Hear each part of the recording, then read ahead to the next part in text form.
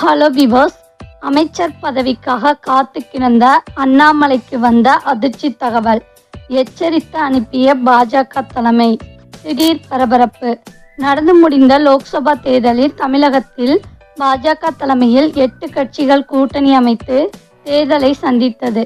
இதில் 19 தொகுதிகளில் பாஜக நேரடியாக களமிறங்கியது. ஆனால் அனைத்து தொகுதிகளிலும் பாஜக தோல்வியைத்தான் தழுவியது. தேர்தல் முடிந்ததும் பாஜக தோல்விக்கு அண்ணாமலைதான் காரணம், அதிமுகவுடன் கூட்டணி அமைத்திருந்தால் 20 இடங்களாவது வெற்றி பெற்றிருக்கலாம் என பாஜக மூத்த தலைவர்கள் தமிழிசை சவுந்தரராஜன், கல்யாணராமன், சிபி ராதாகிருஷ்ணன் போன்றோர் வெளிப்படையாக அண்ணாமலை மீது குற்றம் சாட்டினர்.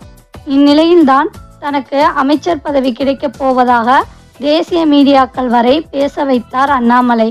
இந்த சலசலப்புக்கு மத்தியில் அலையா விருந்தாளியாக டெல்லி சென்ற அண்ணாமலை பாஜக சார்பில் நடைபெற்ற எந்த கூட்டத்திலும் பங்கேற்கவில்லை. பிரதமர் மோடி அவர்கள் நடத்திய ஆலோசனை கூட்டத்திற்கு கூட அண்ணாமலைக்கு அழைப்பு விடுக்கவில்லை.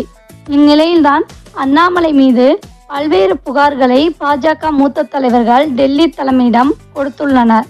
வார் ரூமை வைத்து பாஜக மூத்த தலைவர்களை அவமதிப்பது, தமிழகத்தில் பாஜகவை வளர்ப்பதை விட்டுவிட்டு தன்னை முன்னிலைப்படுத்துவது, அதன் மூலம் தனது செல்வாக்கை நிரூபித்து அமைச்சர் பதவியை பெற முயற்சிப்பது என அவர் மீது புகார்கள் அடுக்கப்பட்டன. என்னதான் பிரதமர் மோடி அவர்கள் தமிழகத்தில் பாஜக வளர்ந்துள்ளது என சொன்னாலும் ஒரு தொகுதியை கூட பெற முடியாதது அவருக்கு பெரிய ஏமாற்றமாக உள்ளது என்கின்றனர். இதனால்தான் அமித்ஷா உட்பட தேசிய தலைவர்கள் யாரையும் அண்ணாமலையால் சந்திக்க முடியவில்லையாம்.